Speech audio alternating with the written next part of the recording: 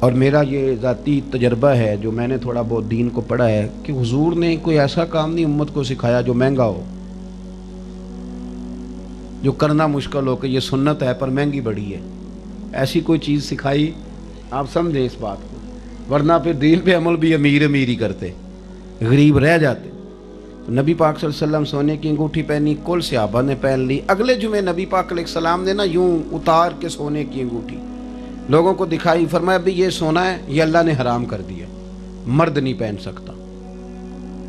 حضور نے انگوٹھی اتار دی، یار 1,44,000 لوگ یا 24,000 لوگ پیچھے جمعہ پڑھنے والے، ایک نے بھی نہیں کہا کہ چلو آہستہ آہستہ اتار دیں گے۔ انہیں پتا تھا کہ اصل دین حضور کی رضا میں راضی رہنے کا نام ہے، اتار دی، ہر بندے نے اتار دی۔ ایک مجھے لگتا ہے کہ وہ صحابی موجود نہیں تھے جمعے میں جس دن یہ بات، مجھے لگتا ہے موجود نہیں تھے۔ نبی کریم سے ملنے آئے، حضور نے ہاتھ ملایا، تو یہ بھی بات کو ذرا سمجھے کہ یہ کتنا سخت حکم ہے کہ نبی پاک نے کافر سے، منافق سے، گناہگار سے کبھی منہ نہیں پھیرا۔ پر ایک صحابی آئے، ہاتھ بڑھایا آگے، سونے کی انگوٹھی پہنی تھی، نبی پاک نے چہرہ ہی پھیر لیا، فرمایا تم نے ہاتھ میں آگ کا انگارہ پہنا ہوا ہے؟ یہاں لوگ کہتے ہیں میری برادری کا رواج ہے، آپ کی برادری کون سی ہے؟ مسلمان برادری نہیں، وہ غیر مسلم ہے جو سونا پہنتی ہے،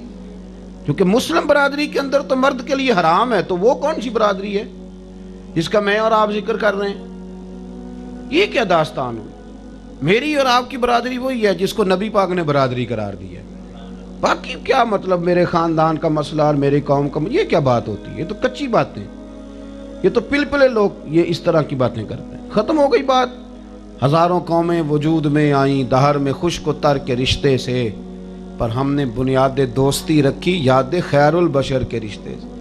اور اقبال کہنے لگے اپنی ملت پر قیاس اقوام مغرب سے نہ کر، خاص ہے ترکیب میں قوم رسول ہاشم۔ ان کی ترکیب ہی الگ ہے، کھانے کا سٹائل الگ ہے، پینے کا الگ ہے، پہننے کا الگ ہے، خاص ہے ترکیب میں قوم رسول ہاشمی۔ تو صحابی نے ہاتھ بڑھایا تو نبی پاک نے چہرہ انور پھیر لیا، فرمایا تم نے ہاتھ میں آگ کا انگارہ پہنا ہے، میں تم سے سلام لوں؟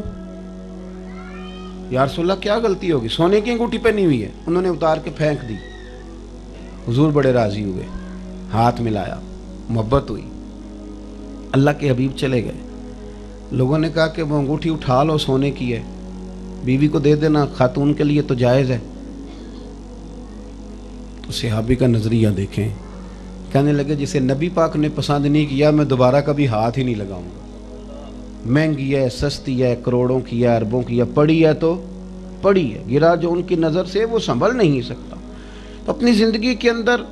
بڑا کچھ ہم کرتے ہیں، آپ یقین کریں میں ایسے لوگوں کو جانتا ہوں جو سولی پہ زندگی گزار دیتی ہیں بیویاں، پر اپنے خامند کی رضا پہ راضی رہتی ہیں۔ بڑا خطرناک آدمی ہوتا ہے پر اس کی بات سنتی ہیں، اس کی بات مانتی ہیں، کیا کریں خامند جو ہوا۔ اور میں بالاتفاق ایسے مردوں کو جانتا ہوں جو زندگی گزار دیتے ہیں، بیوی اس قابل نہیں ہوتی کہ اس کے ساتھ وقت گزارا جائے، پر کہتے ہیں بچے ہیں کیا کیا جائے، بچے دیکھوں کہ میں ٹھیک ہے، بچوں کی ماں تو ہے نا، گزار دیتے ہیں نا۔ اور میں نے دیکھا احتیاط سے چلتے ہیں لوگ، بڑے لوگوں کی رضا کا خیال کرتے ہیں، ہائے ہائے کیا کریں، اس قوم کا جو سب کا خیال کرے اور مدینے والے کی رضا کا خیال ہی نہ کرے۔ مدینے میں اللہ قرآن میں کہتا ہے اور رب رسول کا زیادہ حق ہے کہ انہیں راضی کیا جائے، زیادہ حق اللہ رسول کا ہے کہ انہیں راضی کرو، زیادہ حق رب رسول کا ہے۔ تو ذکر مصطفیٰ طمانینت تب دیتا ہے، یہ سکون تب دیتا ہے کہ جب انسان کے ذوق میں جب یہ بات بیٹھ جاتی ہے، ذوق میں یہ ہمارا چونکہ سسٹم ہے نا ایک بنا ہوا، تو اس سسٹم کی جو بندہ مخالفت کرتا ہے نا، وہ سسٹم کے لوگوں کے ہتھے پھر وہ چڑھ جاتا ہے، کیونکہ جو چیز ہمارے مفادات سے ٹکراتی ہے ہم اس کے خلاف ہوتے ہیں، وہ بات سچی ہو یا ہمارے مفاد سے نہ ٹکرائے۔ میں ایک جگہ پہ گیا تو میرے دوست کہنے لگے کہ یہ ہماری نا 22ویں سالانہ محفل ہے، تو 21 علماء پہلے بلا چکے ہیں، آپ 22ویں ہیں۔ انہوں نے مجھے فوٹو میں دکھائیں، بڑے بڑے چوٹی کے زبردست اور صحیح فقیہ مزاج، قرآن و سنت پر بڑی گہری، سطحی نہیں گہری نظر رکھنے والے علماء۔ تو کہنے لگے آپ 22ویں ہیں، تو میں نے کہا آپ نماز پڑھتے ہیں؟ کہتے نہیں میں کیا گناہ دسی کہ تیرا بائیاں مولویاں نظرانا ہے سانو بدنام نہ کرائی لوگ کا کہنا ہے تسی بائی رل کے بھی انہوں نمازی نہیں کر سکے آج کے بعد نہ بتانا کسی کو آج کے بعد کسی سے یہ ذکر نہ کرنا ایسے ہمارا تماشا نہ لگا دینا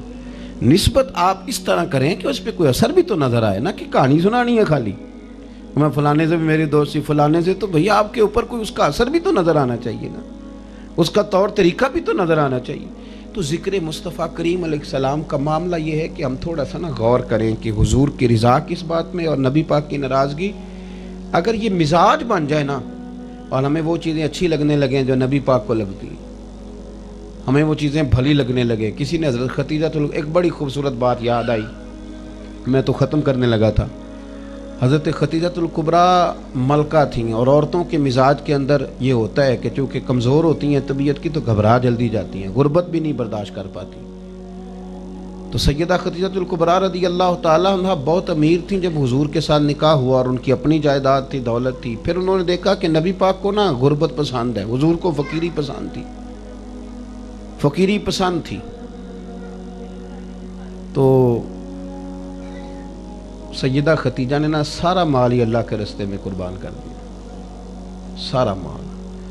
جس بی بی کی 20 کنیزیں تھیں وہ بی بی پھر خود چولہے میں آگ جلاتی اور جس بی بی کے پاس درجنوں سوٹ پڑے رہتے تھے اس کے پھر 20 پیوند لگے ہوتے کپڑوں میں اور جناب خدیجہ جھاڑو بھی دیتی ڈیوٹی بھی کرتی تو کسی نے پوچھا خدیجہ پوزیشن کیا ہے حال کیا ہے دل کہاں کھڑا ہے تو کیا جملہ ہے کیا انداز ہے سیدہ خدیجہ کہنے لگی میرا کلیجہ اس لیے بڑا ٹھنڈا ہے